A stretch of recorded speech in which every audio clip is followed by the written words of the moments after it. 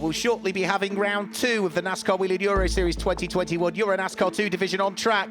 But round 1 of the championship saw the number 7 Hendricks Ford of Martin Dubeck take up pole position and lead the charge in towards turn number 1. Tobias Dauenhauer, last year's runner-up in the EuroNASCAR 2 division, was in 2nd place, with Vladimiris Choitsis in 3rd. Not a great deal separating the top 3 over the early stages of the race.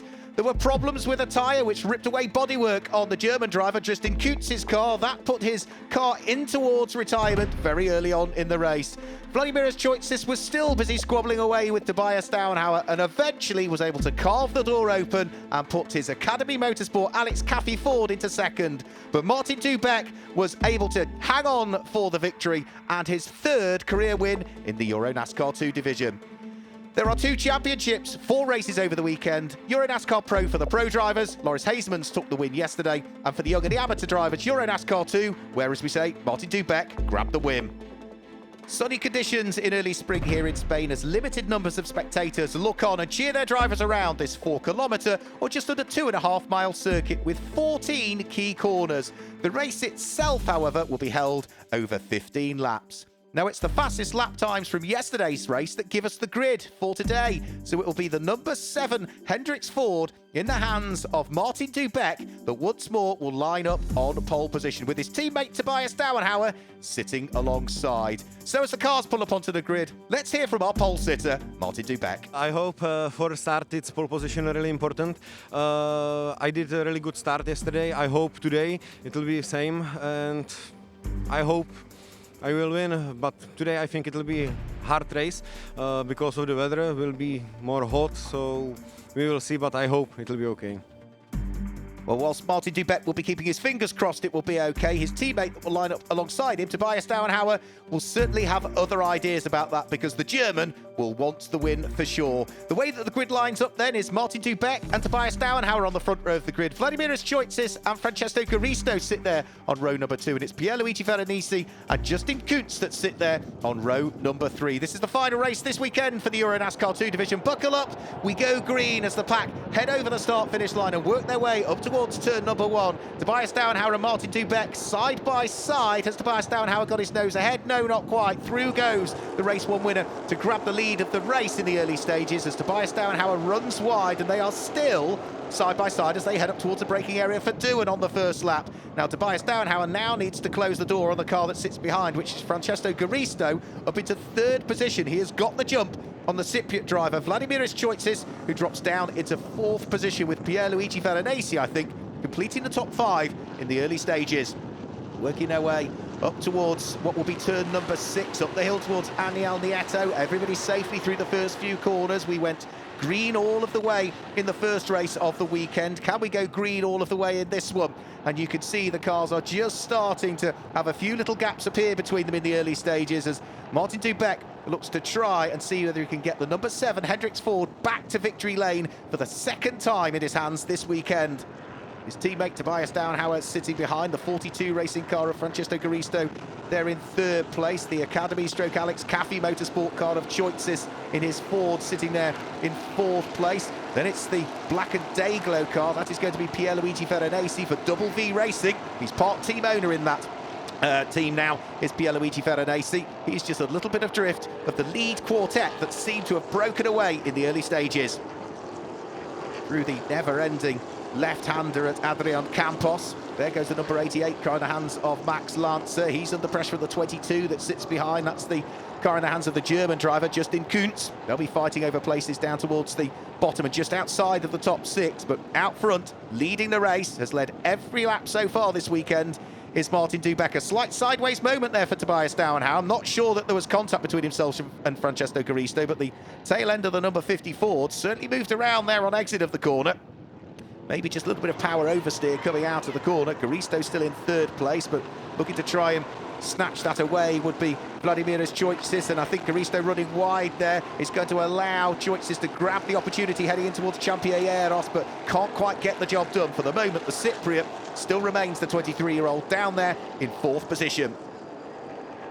Great fight going on between the pair of them. Bouncing over the curbs goes Francesco Garisto trying to apply the pressure all of the time is Vladimiris Choitzis, who gets a good run this time coming out of Adrian Campos and draws the car over to the right-hand side as we look at it. Left-hand side as they head down towards Aspar. He's got the inside line. Can he go through? Garisto tries to brave it out, but the outside line at Aspar is also the outside line at Duin, which is turn number 2. And Garisto, I think, somehow has managed to hang on to third. Fantastic stuff from him. Then outbreaks himself a little bit going in towards Duin. Pierluigi Veronese is coming under pressure from the number 55 car of Fabrizio Amata that sits behind. So a battle for third, a battle for fifth, pure racing all the way down through the field. Up towards turn number 5. Pierluigi Veronese doing battle with the number 55 car of Fabrizio Amata. But at the moment, it is still Veronese that is just ahead, and only just ahead there. The 32-year-old Italian just about able to close the door to prevent his fellow countryman going by, heading up towards Aniel Nieto. And again, Fabrizio Amata is trying here on the way up towards a braking area for Bernard Martinez. So the front few cars all starting to get away. Garisto under pressure for third place from Choitzis. Veronese still coming under this pressure from Fabrizio Amata. Nice to see Fabrizio back in the championship, and this time he's got the inside line heading through turn number 11, and through goes Fabrizio Amata. The number 55 car gains the place. The Club Motorsport car goes through. The Double V Racing machine loses out, and now Veronese will have to watch his mirrors because he's got the number 22 car for DF1 Racing of Justin Coots closing in. Choitzis, can he grab third place? I think he might here. Francesco Garisto leaves the door open a little bit. No second opportunity needed, heading in towards Adrian Campos. Through goes Vladimiris Choitzis, picks up the position, and that is going to be third place for the drive that finished fourth overall in the EuroNASCAR 2 standings last year, which was his debut season. Garisto a little bit sideways again there. I think he might be struggling a little bit with the handling of the car in this stage, because he's now coming under pressure from the number 55 car of Amata that sits behind. So cars queuing up all of the time. He's lost one place. He's lost the podium spot at this stage as Francesco Garisto. Only 18 years of age still, Francesco Garisto. He is going to lose out here, is he? Amata drives up the inside. The door was always going to close. Now that's going to have caused damage to Amata's car. Has it caused damage to Garisto's? Well, he's had a 360-degree spin. Looks as though the engine has stopped, and he should be able to get going again as long as he can fire the engine up. Bits of bodywork flying off Fabrizio Amata's car suggests that there is damage to it. It was quite a big amount of contact between the pair of them. The door was always going to close. Yeah, locked brake there. And yeah, damage, isn't it? There's a big bite out of the front right corner of Fabrizio Amata's car. And I would imagine that incident will be looked at by the officials as well, and blame apportioned based on whatever they deem is the culprit. We're now riding on board the 56 car. That is going to be the car of Advait Dioda. Had problems in yesterday's race. Looking to try and apply the pressure to Max Lancer, who's ahead. Can Dioda dive his way up the inside? Almost, but he also needs to watch out. Behind him is Simon Palat, who had braking and power steering issues in yesterday's race. That was why he was pitched into the gravel trap. But it's a good old fight going on. Max Lancer, Advait Dioda, Simon Palat is the next of those in the queue. And then behind that is going to be the number 89 car, which is going to be Alberto Panibianco. Max Lancer runs wide, through goes Advait Dioda, through goes the next of the cars, which is Simon Palat. Alberto Panibianco is trying to see whether he can grab the opportunity to go through, and yes, he goes through, and is then followed by Thomas Krasinos, who goes through. So Max Lancer losing, what, 1, 2, 3, 4 places, wasn't it, within the course of just a couple of corners. And now that Advait Dioda is through and ahead, well, the next thing he needs to do is try and hang on to the position, because he's got Simon Palat right with him, and it certainly looks as though the number 66 car in the hands of the 19-year-old Belgium is hugely keen to try and gain the place if he can, but Advait Dioda having none of it.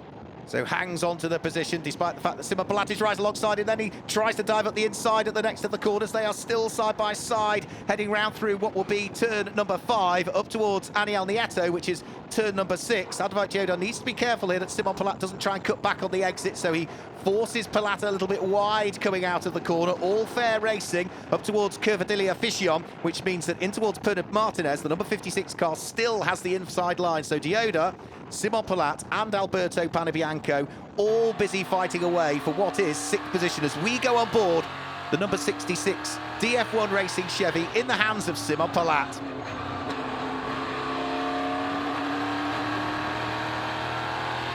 Fantastic noise the 5.7 litre V8 engines make. Simon Palat diving up the inside of Advait Teodor and looking to try and steal the place away. Alberto Panebianco almost getting into the back of Advait Teodor there, so great stuff still going on for 6th position. More battles further down through the order as well. The battered car for Fabrizio Amata is just about to be overtaken by Francesco Garisto there. Amata has had a drive-through penalty because of the contact that he made with that number 42 car that has just got back past him. And now we're 3 wide as Andrea Nori wants to get into the action as well. Amata, having none of it, manages to retake the place away again from Francesco Garisto. As I say, it was contact between those 2 cars earlier on that pitched Garisto into the spin, and Amata was destined for a drive-through penalty, deemed to be the culprit for the incident. But for Martin Dubeck, it is going to be another lights-to-flag victory. What a weekend for him and the number 7 Ford and the Hendricks Motorsport team. He comes through to make it a double win at Circuit Ricardo Tormo in the opening round of the 2021 NASCAR Wheeling Euro Series. Tobias Dauenhauer finishes in 2nd place, and Max Lancer off and into the gravel on the final lap, I'm afraid to say. Such a shame for him that he was not able to see the checkered flag. But delight for Martin Dubeck. He heads towards victory lane for the 2nd time this weekend. Let's hear from our race winner. This weekend was really great. We had fast from Friday, from first practice, so I'm really happy. So this is my first race and 2 wins, so I'm really happy. So, you know, good teammate, good team, so we find a really good setup, and it helped me really much, and I'm happy. So a 4th career win in EuroNASCAR 2 for Martin Dubeck. But in these subcategories, the win in the Rookie Trophy went the way of Alberto Panebianco in the number 89 car. In the Legend Trophy, it was Paolo Valeri in his first weekend of racing that claimed the win. And in the Lady Trophy, that again went the way of Ariana Casuli.